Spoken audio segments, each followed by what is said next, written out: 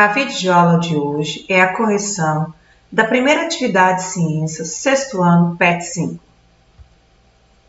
Antes de introduzirmos a correção, vamos estar falando um pouco sobre a estação de tratamento de água.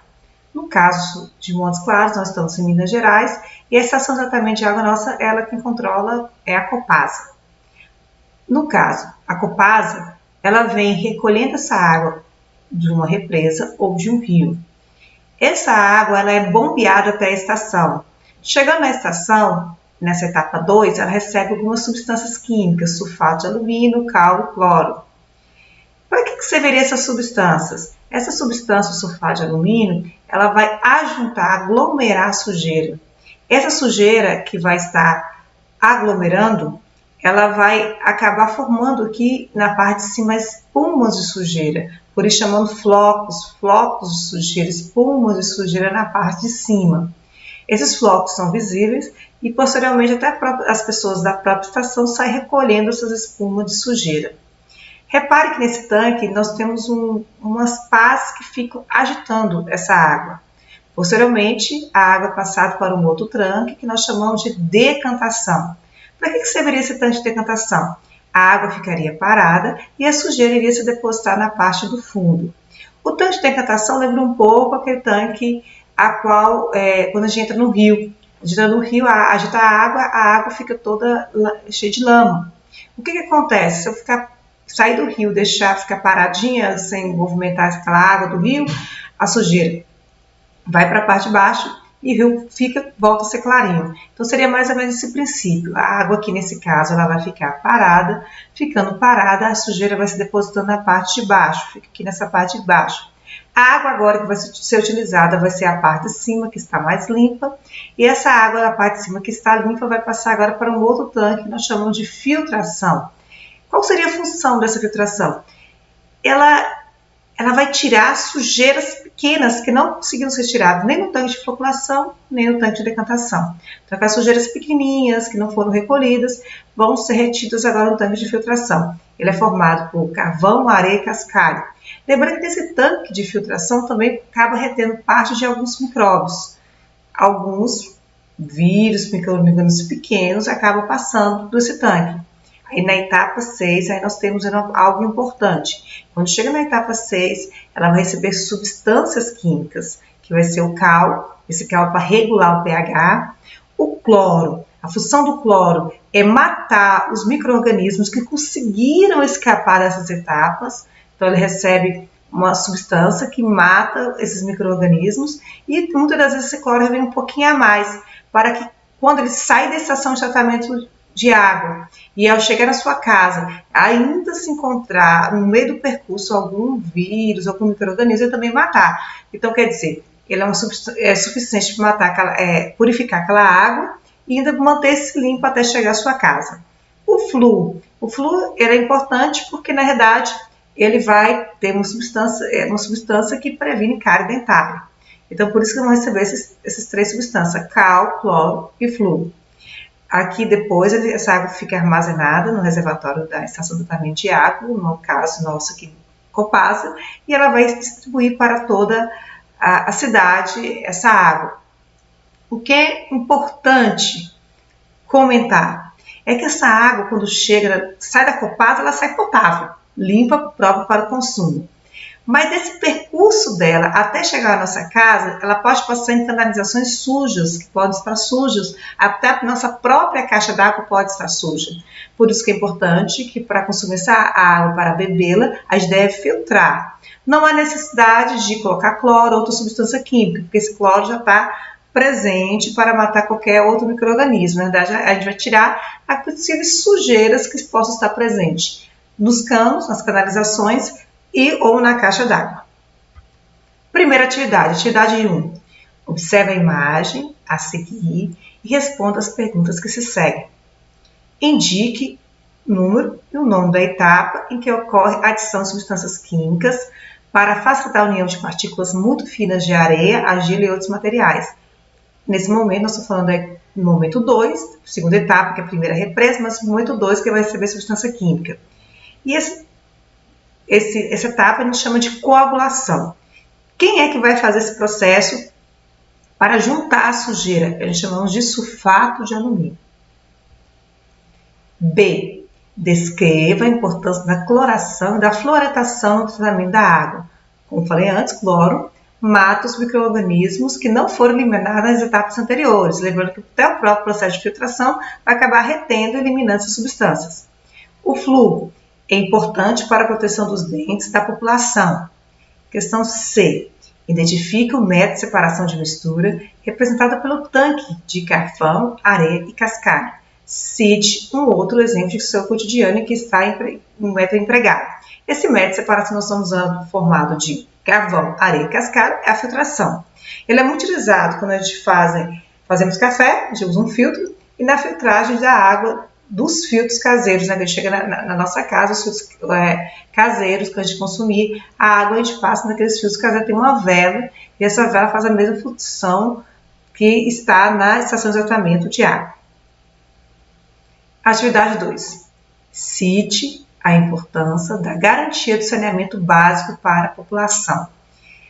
A população, quando ela consegue receber água tratada, tratamento de esgoto, que isso que é um princípio de saneamento básico para uma cidade, ela tem que ter, fornecer para todos água tratada e tratamento de esgoto.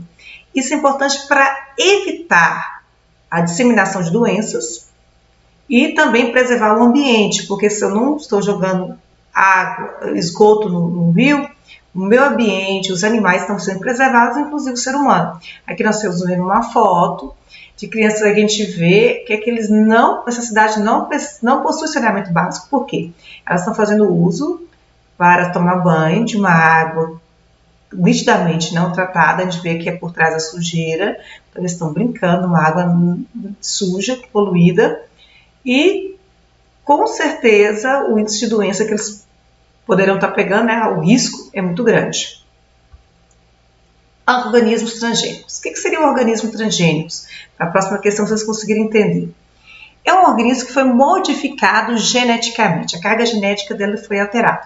O que foi essa mudança? Na verdade, você pega o DNA de um ser, outro ser vivo, e insere em outro indivíduo. Aqui eu vou dar um exemplo para vocês entenderem a da insulina, a produção de insulina humana. A produção de insulina humana, ela é feita numa bactéria. O que aconteceu? Nós pegamos DNA humano, que fala como produzir essa insulina, inserimos nessa bactéria, e essa bactéria passa a produzir insulina. Quer dizer, nós temos uma bactéria transgênica, aquela que passa a ter material genético de outra espécie. Esses organismos transgênicos são muito importantes, sim, para a nossa sociedade, sim. Então, a gente viu uma grande importância, seria a produção de hormônios. E algumas produções de vacinas também nós usamos transgênicos. Qual seria um efeito preocupante em relação aos transgênicos?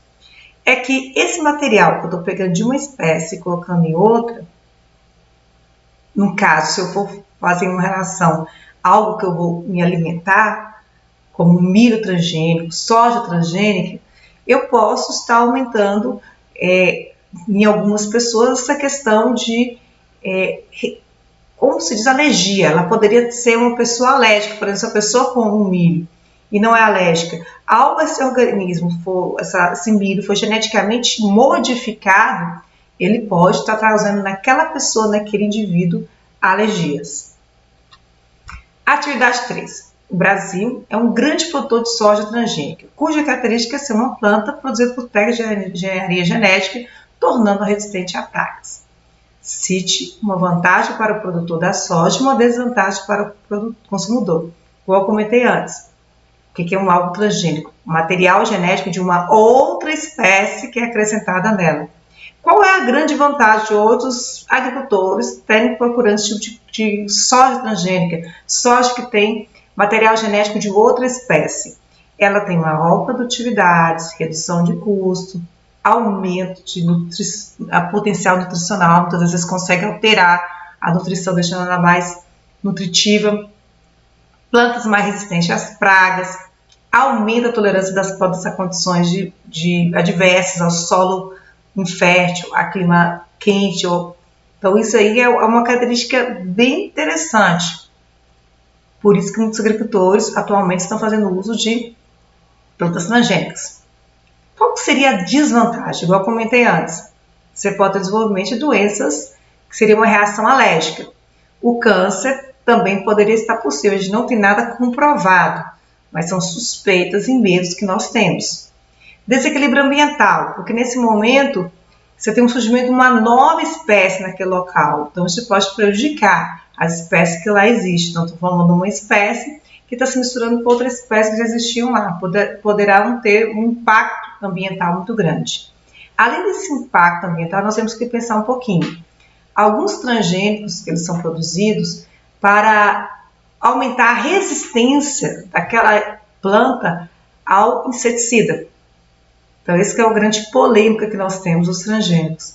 Se eu aumento a resistência dele, não à praga, o ideal seria que ele fosse resistente à praga, mas sim ao inseticida, o agricultor passará a usar mais inseticida. Se ele for passar mais inseticida, ele vai começar a contaminar as sementes e contaminar o ser humano que vai estar consumindo esse transgênico.